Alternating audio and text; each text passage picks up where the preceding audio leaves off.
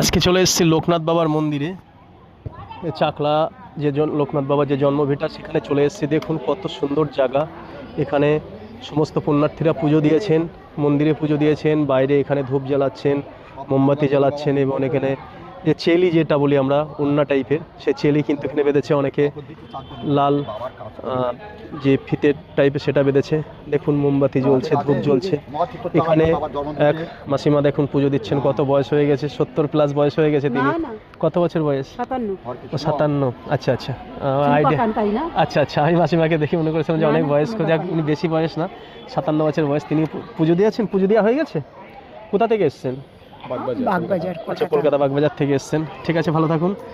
এই যে লোকনাথ বাবার যে এখানে যে দেখুন মূর্তিটা আছে, তার সামনে এখানে দেখুন খুব সুন্দরভাবে এখানে কিন্তু পুজোর ব্যবস্থা আছে। খুব সুন্দর।